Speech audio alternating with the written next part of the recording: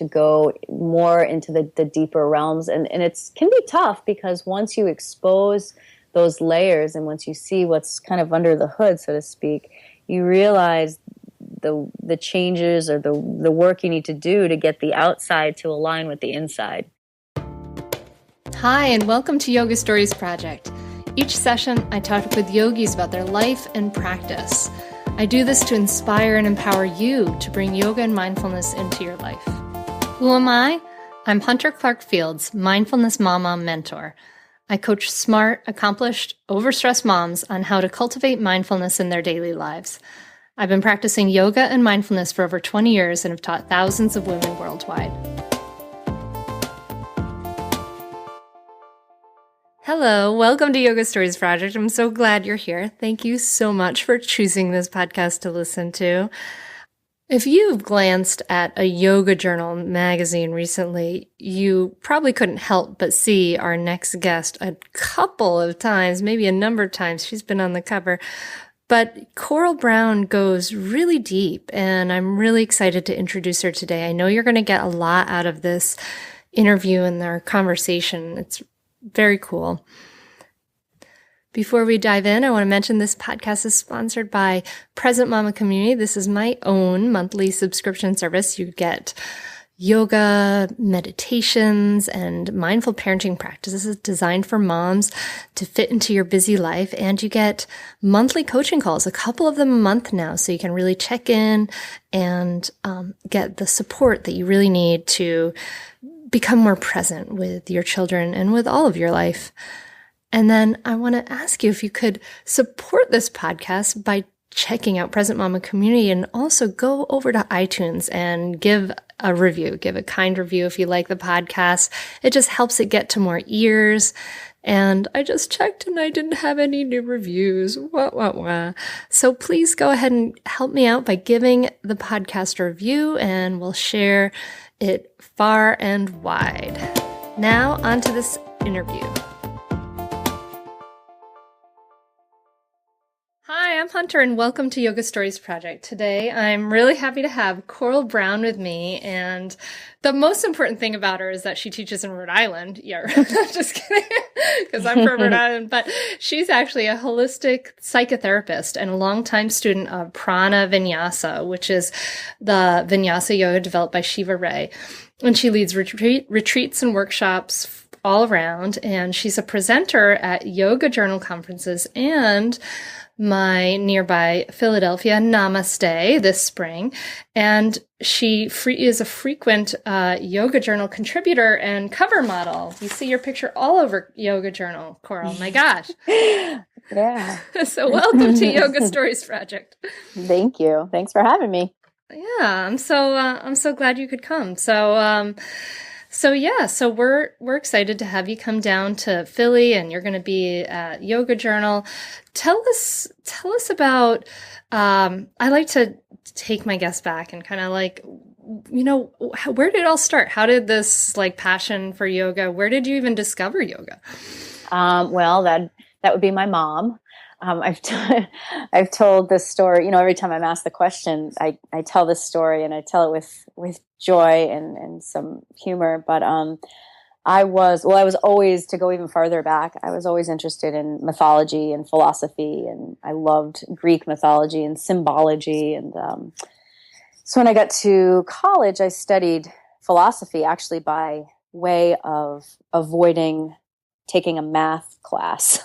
I took logic to fulfill my math credit, and I loved it. So I kept taking philosophy classes, and I had a major before I knew it. So I did philosophy and public administration as well. But the philosophy study really brought me to Hinduism, and this was in the 90s when Buddhism was pretty popular, and I wasn't into it. It just didn't feel as nourishing to me as Hinduism did. So I really enjoyed studying the texts and the philosophy, and that led to the mythology and personal archetype, and all of that stuff really drew me in. And my mom suggested that I try yoga, and I kind of laughed at her and said, yoga's a fad, Madonna's doing it, and my mom was practicing at the time, and this is in the 90s. This is a few years ago. And so anyway, she said, yoga, if it's a fad, it's a 5,000-year-old fad, and you should try it. So I did, and here I am, basically. I tried yoga. I actually went and got some VHS tapes and a CD. And the VHS tapes were Rodney and Barra Baptiste, and the CD was Shiva Ray. And she was the one that I loved more than the other two, and just got really into it, and would take that CD with me everywhere. I worked for American Airlines, so I traveled a lot, and that CD came with me. And I went and did an Iyengar training in Morocco, and then I did a Vinyasa training, and then I met Shiva and been with her ever since. And that was about 16 years ago.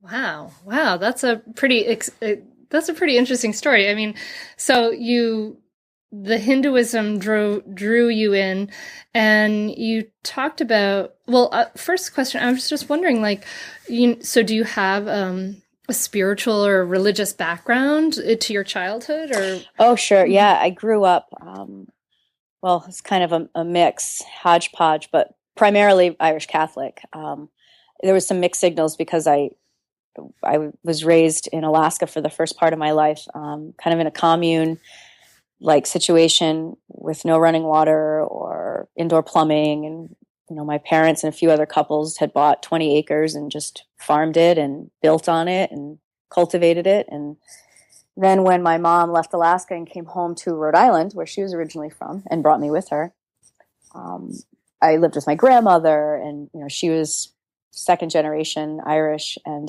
very Catholic. And so I lived with that tradition. I went to Catholic school through 12th grade, all the way every year. But I never really bought into it fully, into the fear and the belief system of, the duality of it.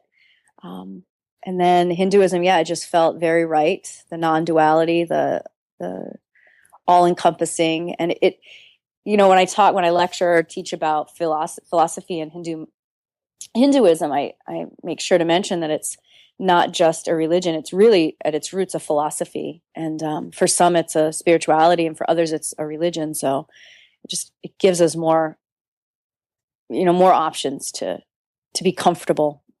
Yeah, well, I identify it as religion, because that tends to rock people's boats. Yeah, for sure. That's a pretty wild upbringing, growing up in an Alaskan commune. It seems like Alaska would not be like the ideal place for farming. We grew our own, our whatever we could grow. And then actually there's so much light in the summer. We were near Anchorage, and there's so much light in the summertime that you get huge growth. 200-pound pumpkins. Okay. And it's amazing.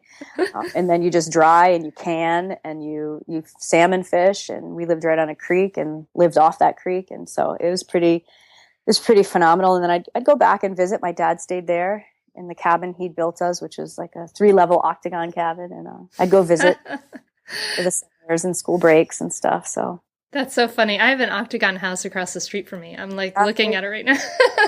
But I grew up in Rhode Island too, like I was telling you, and I grew up agnostic, but I know a lot about that. So I lived in a Catholic town, a very heavily Portuguese Catholic town. And, there was a lot of, I went to mass a couple times just because, that was the culture, and that was, what was there. And I'm wondering what, so you mentioned, for the listener, when you mention, with the Catholicism, there's this duality, and with the Hinduism, for you really like the non-duality. So what do you mean by that? Well, first of all, there are branches of Hinduism, especially historically, that are dualistic. And basically the difference is non-duality is what we're practicing in yoga. Beyond the asana, it's the more subtle, deeper dimensions of yoga. It's this remembering our wholeness, remembering our body and minds connected, remembering the inhibition of our nature, our true depth and unaffected, untainted, stainless clarity of the self. The duality-based philosophy would not represent that same message. It's more that we have to work to a certain degree to be accepted or to be good or to be in the right. And so it just feels more punitive and more separative. And yoga teaches us that it's when we feel separate that we suffer. It's when we feel isolated or alone or different that a sense of suffering creeps in. And so we come to the mat, we come to the philosophy to help us remember that sense of wholeness and being part of. And there's, non-duality or unity, same way of, just different way of saying it, but same philosophy. There's diversity within unity. There's texture. We're all different, but we're all the same. We all have different facets of our being, characteristics, and that's really what the Hindu mythology paradigm represents is, Ganesh, Shiva, Saraswati, all of these characters are aspects of ourself. They're human-made, really, so they're to tell the story of our journey and our challenges and help us draw support, strength, inspiration. So just breaking it down like that to see that we're part of the whole. We're a thread in the tapestry. We don't have to do something to be recognized as being whole. That's our nature to begin with. So it's kind of like when you think of sort of the Catholic Church, and it's that message of duality is kind of the message that there's original sin, you're flawed, you're imperfect, and you're kind of contrasting that with the message of unity, which is that no, you are already actually whole and perfect, and you just have to recognize that. Mm-hmm. Exactly, and it is worth pointing out as well that the Catholic Church has many branches, and there are different philosophical belief systems that say, no, we are part of this whole, and it's not non-dualistic, and it's not dualistic, but the primary message that we hear through the Catholic Church, which has the biggest voice, is what tends to get represented. Yeah, absolutely. And so when you were there as a kid in Catholic school growing up, did you chafe against this message? How did it land with you? No, I went with the flow of it. I did all my sacraments, and I didn't buy into the fear principle ever. I really just took it for what it was, almost like it was just information, but it didn't really truly apply to me. I just didn't feel that connection with it. I think, often we grow up with a spirituality that our family of origin gives us, and we don't know or question or think differently. We just kind of go with it. But sometimes sometimes there's just like, man, that just doesn't feel right. I get it. I hear, I understand all the, the texts and the theories, but it just doesn't feel like it truly applies to me. There's got to be something else. And then it really, really resonated when you found. Oh yeah. Yeah. So since we're talking about Hinduism, for the listener, we come to a yoga studio, we go to different places, and we see images of Ganesh and other Hindu deities. Like, can you give us sort of like the top 3 most popular deities that we see in imagery and things around, and who they are in a nutshell? Oh, sure. It's funny. I teach about India in this world religion class at the university, actually, where I did my graduate master's program. I go back and I teach the freshman world religions, required Monday morning 8 a.m. class, and that no one's really thrilled to be there. Anyway, when I asked them, if they heard of Ganesh is the guy they've all heard of, this pot-bellied, elephant-headed guy. So Ganesh is really popular, and I think one of the reasons why is because his animal form isn't as, not offensive, but it's not as strongly aligned with a particular religious perspective. It's kind of like the Buddha would be represented, even though that is a very stringent structural system. It's the Buddha image is so popularized and familiar, that it's open to all. So Ganesh, I think, is the leading, most present image that you'll see in a yoga studio, even the studios that kind of lean toward more of the sterilization of yoga, where there's no imagery presented. It's just, open to all, doesn't want to freak anybody out.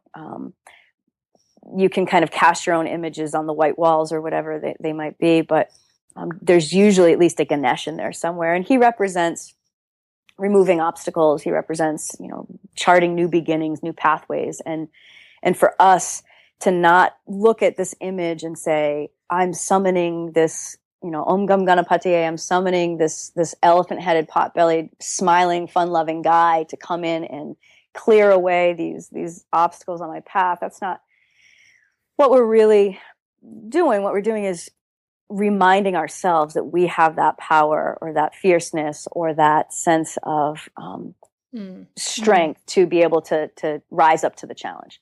Yeah. So Ganesh, because he's light and easy, and he's the greeter. Basically, he's at every door step in India. So Ganesh is usually pretty available. And then the other two, typically there's a goddess of some form. Usually Lakshmi. She represents abundance, and our Western mind typically defines abundance as financial means. So yes, bless this studio, it's a business as well, recognizing that, but also abundance in all forms. And she's identified by having 2 lotuses in her upraised hands. And all the deities, you can tell who they are based on what they're holding or what color they are, what they're wearing. And then whatever they're holding represents the story of who they are. What was that? I was thinking back to sort of my world religions class and going to the RISD Museum in Providence and seeing their beautiful picture of the dancing Shiva. That's and being right. Like, wow, I finally get that now, where there's it's the circle of life. I mean, so you probably could explain it better than me, but there's the circle of destruction and creation and the whole thing. I mean, it opened my eyes enormously. Yeah. And so Shiva, usually the male aspect is either Shiva or Vishnu, or really Krishna, rather. It's not really a depiction of Vishnu, but it's through one of the forms of Krishna or the Buddha. That's still the representing force of Vishnu. But that preserving force that Vishnu represents and the transformational force that Shiva represents, whether it's in the Nataraj, where you're saying the ring of fire, the dancer within the ring of fire, or just the meditative Shiva, giving a calming presence or a destruction that ultimately leads to rebirth and new beginnings. And hopefully those messages are somehow translated or displayed through the iconography. It's not just left for the person to assume. Like you said, you need to really look in a little more deeply to see what it all means. So how do you see all of this kind of connecting to your yoga, your physical yoga asana practice? I actually was just talking about in the class I just finished teaching that the physical asanas are really the gateway into the subtle, more deeper dimensions of yoga. It's kind of like a puzzle that when you unlock all these gates or these doors, then you have the access to the inner sanctum, which, the deepest, most sacred part of the temple. Going through the asana practice, through the kosha model, through the layers of consciousness, gives us the opportunity to start to reconnect to relating to ourselves, really. Like any relationship is based in trust and communication. That's what the asana practice helps us do, is tune into our intuition, make subtle shifts and adjustments based on that. So that's our communication. It's also trust. Should I go deeper? How does that feel? Test the waters. Finding, the breath and the body moving together with the discerning quality of the mind and the wisdom part of the mind gives us access to the ananda, the bliss, which is again that sacred inner chamber that we usually feel once we get to Shavasana. So it's this journey that we go on. And, there's the studies that 4 years ago, a study was done on how many people are doing yoga, and another one was just done this year, and it's up by 80%. Wow. 36 million people are doing yoga compared to 20 million and in 2012. And, the questions are, well, why do you do yoga? Stress relieving, strengthening. My doctor told me to. But the question wasn't asked, why do you keep doing yoga? And to me, I think people keep coming back for that alchemical shift that happens. There's a remarkable difference between when you arrive in the practice, when you're in the middle of it, and then when you end, when you complete. So going through that journey, whether your consciousness is identifying, name and forming it, giving name and form to it or not, you just know you feel better, and that's what keeps you coming back. Yeah. I mean, it's interesting because I've been thinking about this a lot. Like in some ways, the physical asana practice can be just like, it could be just like an aerobics class. Like if we're not present, if we're not tuning in. And so and in some ways, the postures themselves are kind of, in some ways, they're almost like, it almost doesn't matter what they are, it's the bringing the mind, the body together. But yeah, at the same time, the postures themselves are designed to bring us into a pretty intense relationship with our bodies, like pigeon pose or triangle pose or whatever pose, they're designed to make us butt up against our edges, our comfort zone. And so when we can do this mindfully, and then we open up these places in our body, it's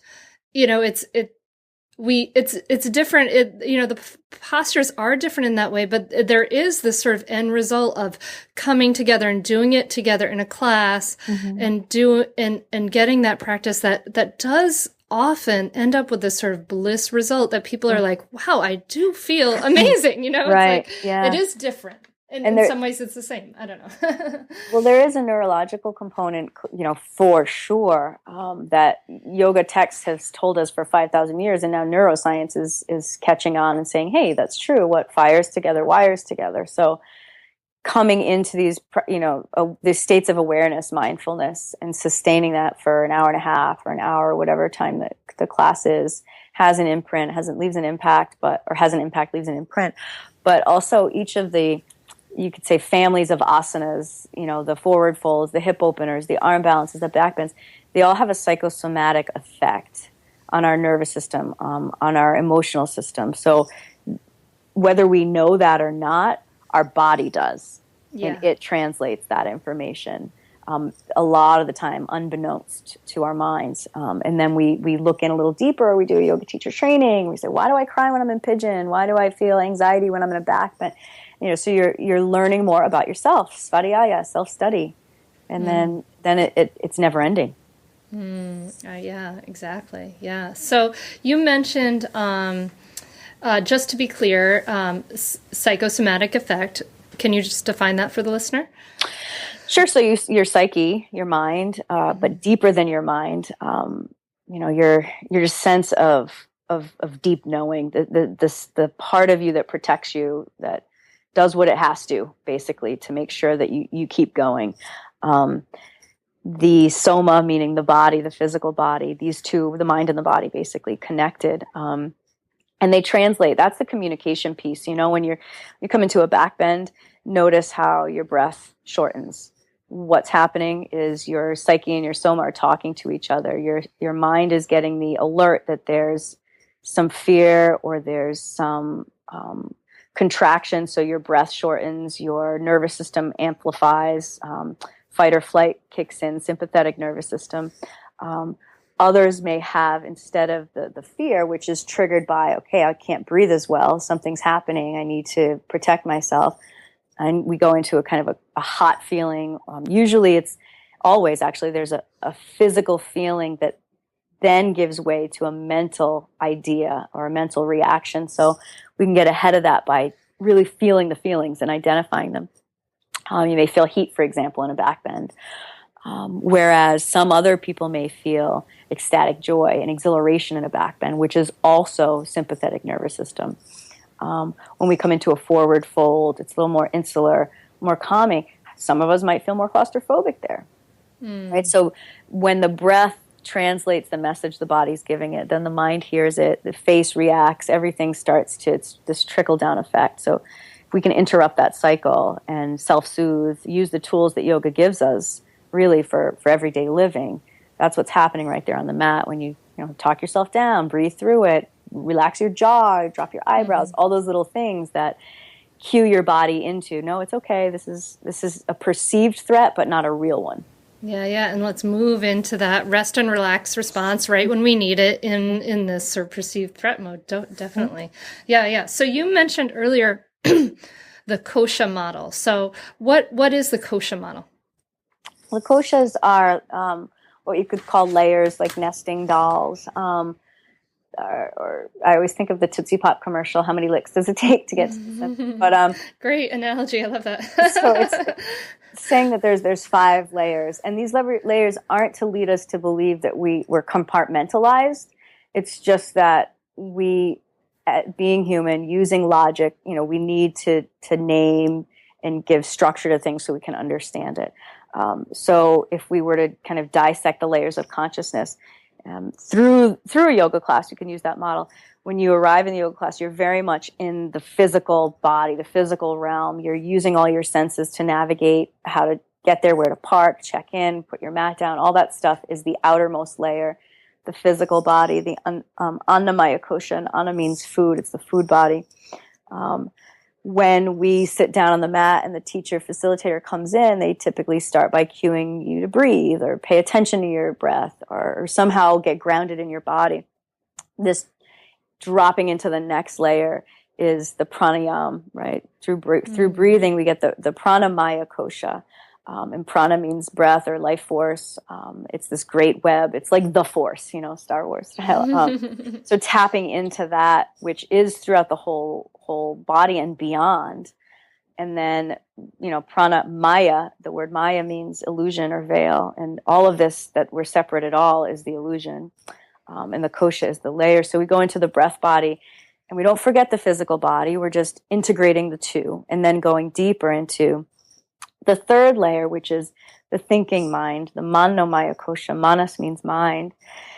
And this thinking part is what's saying, okay, lift your right arm, move your left leg. It's trying to figure out the spatial relation, the proprioceptive nerve system, communication, integrating that now with what's come before, which is the breath and the physical body. Dropping in the next layer happens in class. Now when you're in Warrior 2 and something just doesn't feel right, and that's your intuition or your wisdom body coming in to tell you, the Vijnanamaya kosha coming in to tell you, make a little adjustment here. And this is where we start trusting ourselves, saying, listen to that voice. It's not, the teacher's not in your body. They don't specifically know what you need. Mm-hmm. So you're translating your needs and then employing, activating them. So that's the wisdom of the body, listening to that and not creating these, what we call crimes against wisdom, like when you know something's bad for you and you do it anyway, sort of thing. Yes, I will not do those 10 back bends in a row that one crazy teacher told me. Right. That's the Vijnanamaya kosha. And once that little piece clicks in, what's opened up, you have full access now to what is called the Ananda, which is bliss, the Anandamaya kosha, or the bliss layer, which we could say is in the deepest chamber of the heart, usually because the heart is anahata, which is the name for the heart chakra, translates to unaffected or stainless. It beats on its own. Within that space resides the Atman, your piece of the whole. So within that capsule of the Anandamaya kosha, the bliss layer, you have access to this whole world, this realm of consciousness that goes beyond any limits, any boundaries, any idea of being separate or alone. And that's what we slide into in Shavasana, but we also catch glimpses of it throughout the practice. And that's the bit that keeps us coming back. I think that's the hook. Yeah. Well, thank you for explaining that, because I think that the koshas are something that aren't talked about a lot, like in a class. And I think it is really helpful for understanding sort of these different layers of experience in yoga and in all the things we do. I really appreciate that. Yeah, and I think it's important too, if there's teachers listening, you can teach this information, you can download this information to people without even giving them all the names and the Sanskrit, just going through the concepts as you're going through the class, and that's still educating them. They're still getting the essence of what the koshas are and what they mean.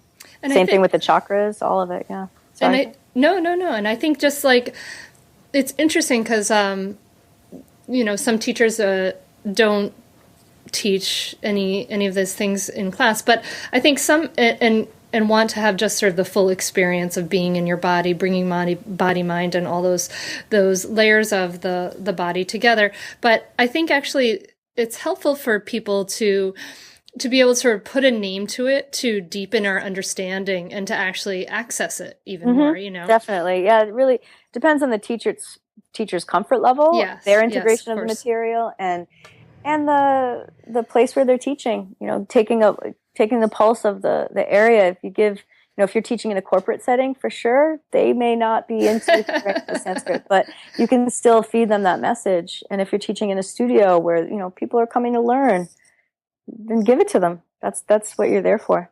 Yeah, awesome. So you are also a licensed mental health counselor. So tell me about this work, and how does it sort of overlap, or does it overlap with your yoga? Overlaps. Yeah, okay, great.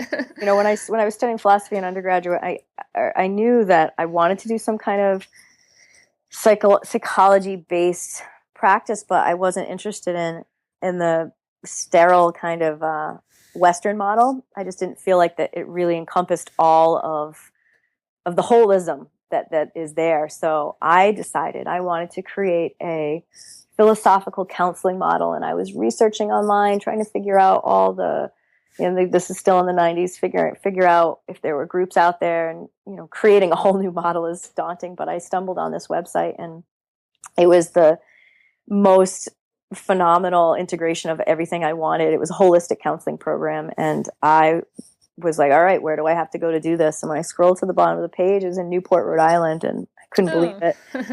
So I signed up for that graduate program, and it's holistic counseling, meaning that it's both realms. It's Western model and more alternative or Eastern philosophies, Feldenkrais method, Jungian, Freudian, all the narrative therapy, all the classic therapy models, as well as we looked at chakras, we looked at Hindu philosophy, we looked at Buddhist philosophy, all the different ways of perceiving human nature, and not excluding anything, and really focusing not just on the mind, but the body and the mind as one.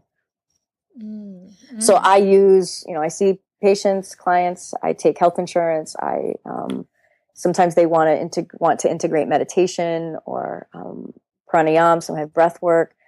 And I can do that with them without necessarily calling it that, even though, my bio on Psychology Today and wherever people find me, it's very specific that that it's holistic. So people come in expecting that. But I've also worked for the last 10 or 12 years on this chakra model, that the chakras line up with the stages of development from the Western model of psychology, and into using the chakric functioning as a way of perceiving and healing developmental traumas. So that's more specifically what I tend toward using that method. But it depends on the particular person, what they need.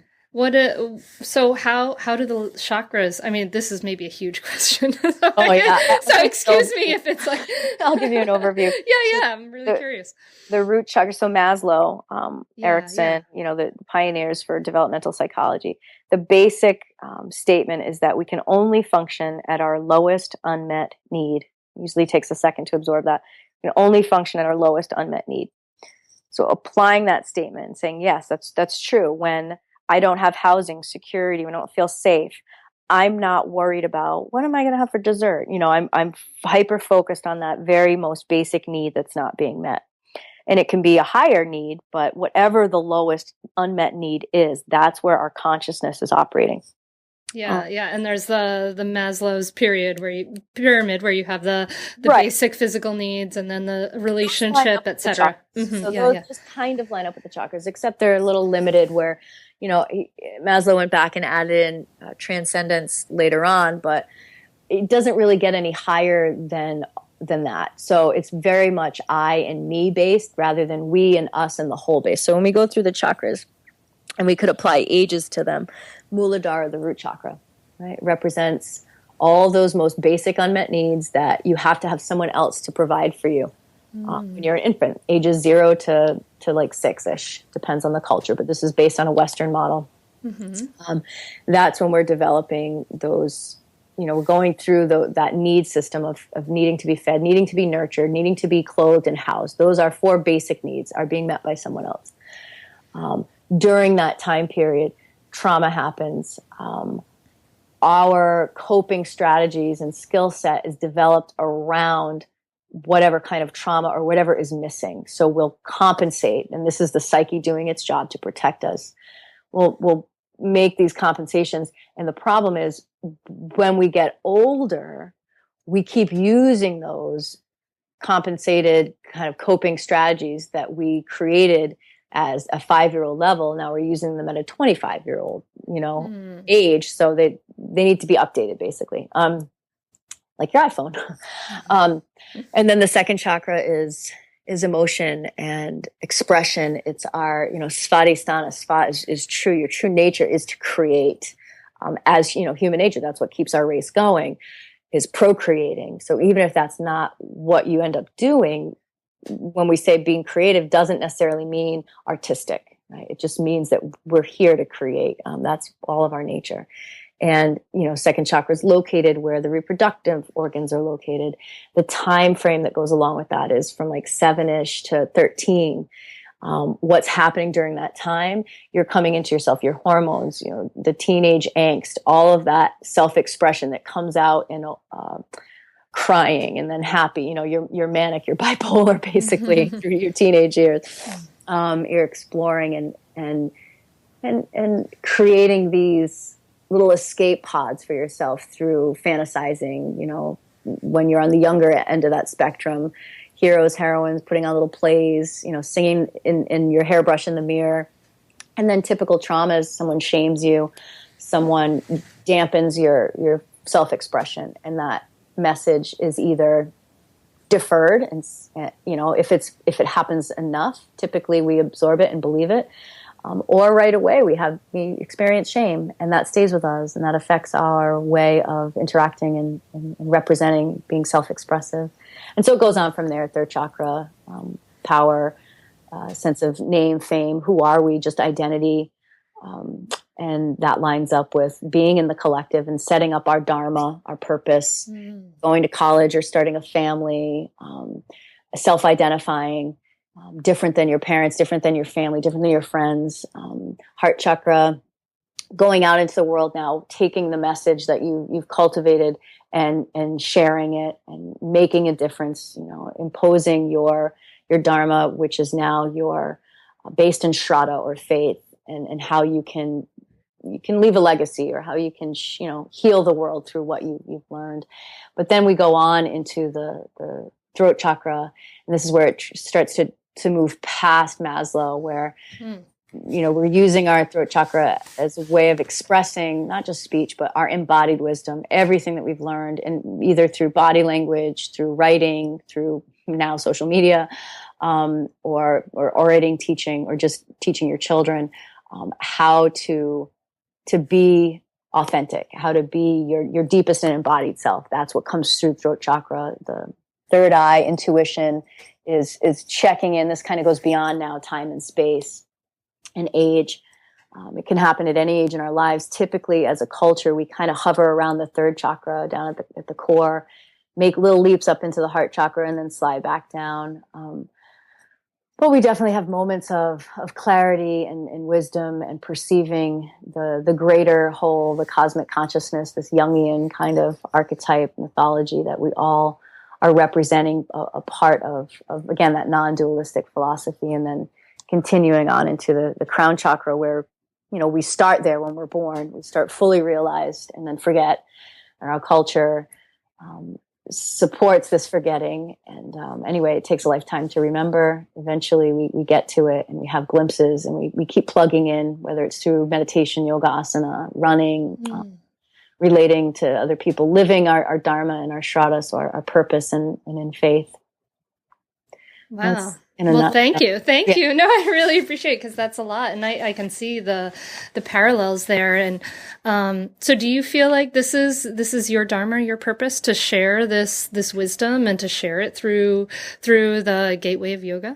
I do. I never feel as alive as when I'm teaching, whether it's a regular hour and a half class or hour and 15. They seem to be shrinking these days, but I could go into class emotional or upset or distracted, and then I come out as if, I did the class or something. I feel transformed. Just going through that process is so healing and powerful for me. And then I really thrive on doing 200-hour yoga teacher trainings and taking people on this journey into themselves and through the path of yoga. And that's really where it's at for me, is to offer that kind of environment for people to come in and fall apart and grow and have community and just really come into themselves. Facilitating that space is really what makes me happy. Well, I'm glad you could share some of that, facilitate some of that for the listener, kind of open up some of these ideas and these concepts. I know that these are going to be swirling around in my head today, and they're probably going to be swirling around the head of the listener today as you go through your day and things like that. Yeah, this is awesome. I mean, it just is like we talk about some of the deeper learning of yoga, but I love how you're putting like a name to it. You're putting specifics to it. It's really, really tangible the way you explain it, Coral. It's great. Thank you. Thank you. Yeah. So now so you teach when you're not traveling, you teach in Rhode Island, and you grew up partially in Rhode Island. I have to ask you. Mm-hmm, mm-hmm. So I grew up in Bristol, the big parade town, and I have to ask you, do you know there's the Rhode Island song? Do you know the we're Rhode Island born and we're Rhode Island bred, and when we die we'll be Rhode Island dead. Oh yeah. Because we're Rhode Island. Yep. Awesome. Yay, that's so cool. I'm so glad we got to pull that out. But you're not calling me Hunter. Hunter, no, I lost. I got grilled when I'd go out west or go up to Alaska for my accent. So I think I scaled it down quite a bit as a kid, and it still comes out if I'm really tired. It'll pop out, but normally it's contained. I remember. So I left. I went to college in 1996, and I left and I came down to Delaware, and that's kind of why I ended up here in University of Delaware. And I remember asking a few people, like, "Where's the bubbler?" Yeah, the bubbler. People would be like, the what? It's still like, what are you talking about? I think I represent Rhode Island with wicked. I say, wicked awesome, or that's wicked cool, or whatever. And I've kind of sprinkled that around the country, places that I land frequently. I hear it now in the community, and it makes me smile. Oh, that's bringing great. it back. Yeah. Bring it on. I love it. Cool. So cool. So what are you up to this spring? You're gonna be at Namaste. Tell us what you're up to and how people can find you and get in touch with some of the work you're doing. Yeah, thanks. I'm here in Rhode Island, so if you're in Rhode Island, it's really easy to find me. And I'm looking forward to Namaste. I've never done that conference, and it's nice to go down and meet new people. So I'll head to that. I'm really excited about the Yoga Journal conference in April in New York. I'm starting this new track with my friend Alexandria Crow and also Giselle Mari. But in New York, it'll just be Alex and I. And we're teaching to teachers. And it's kind of like you get the whole conference, but full day with Sean on Friday. And then you get Alex and I on Saturday and Sunday to help you process the conference and also to help refine your teaching and find your little niche and your specialty. There's so many teachers right now. There's so many outlets and ways to teach. There's also a lot of outlets to learn online, but that just tried and true practice of studying one-on-one with the teacher. So it's limited to 30 people, and we'll be able to do hands-on sequencing, really cultivate well-rounded teachers, help you figure out where your growth areas of growth are and where your strengths are, so you can capitalize on them. So I'm excited about that. It'll be at all the conferences over the next year. So New York's the first one. So that's exciting to me. I'm starting a 500-hour program in a couple weeks, and I have the 108 classes, 108 TV and Yoga Vibes. So there's that online platform. I have students in Alaska. I've done teacher training up in Fairbanks. So and students in Europe that I don't get to actually see often. So that online portal does help. Cool. Well, and we'll put a link over to your website. Cool, thanks. And stuff in the comments, and that'll be on yogastoriesproject.com. Yeah, awesome. Great. Well, so now before we go, as you know, you've left us with a lot of really interesting ideas and a lot of ways to think about the depth and complexity and the meaning sort of our asana practice and our yoga. And what are do you have any recommendations or advice for the listener who is on this path, is maybe takes yoga classes, maybe is interested in yoga and wants to deepen and learn, but maybe not ready for teacher training or something like that? Mm-hmm. What would be your advice or recommendations? To go to the roots, go to the books, the Bhagavad Gita, the Yoga Sutras, to dig in. There's so many translations. There's so many online portals that you can use now. But to look at the philosophical components, to see where you feel most connected, most curious, and to pursue it, to look into it, maybe do some workshops or that are not just about asana. The physical poses, to go more into the deeper realms. And it can be tough, because once you expose those layers and once you see what's kind of under the hood, so to speak, you realize the changes or the work you need to do to get the outside to align with the inside. So that can be daunting, but it's worth it. That's what it's all about, is changing, growing, transforming. That's that Shiva quality of burning. Burning is learning. It's very good to go in deep and uncover all the stuff. So text, the Gita, the sutras, anything that's going to give you, maybe it's through poetry, it's going to give you access to the deeper dimensions. Yeah, I love that. Go into those deeper things. That's great. Well, thank you so much, Coral, for coming to talk to us on Yoga Stories Project. Thank you for hosting it and asking me. It was great. Hey, thank you so much for listening. I'm really glad that you're here, and I'm really grateful for your presence and your ears. Hope you can help spread these ideas, and I hope this podcast has helped you deepen your understanding of yoga. You can find Coral this April in 2016, if you're listening when it was released, at the Yoga Journal Conference in New York, also at our own local Philadelphia Namaste Yoga Festival on the 23rd of April, 2016. So if you are currently listening, check that out. And don't forget to check out our sponsor, Present Mama Community. It's awesome. It rocks. I love helping out my Present Mama community members every month and connecting and seeing how they grow. It's awesome. It's awesome to see. So go ahead and check that out at presentmamacommunity.com. If you have any questions, you want to check out the show notes for the podcast, go to yogastoriesproject.com. Music and technical assistance has been by William Fields. Listen to more of his music at williamfields.com. To subscribe to this podcast and get it delivered right to your inbox, sign up at hunteryoga.com. Thanks again and have a great week. Namaste.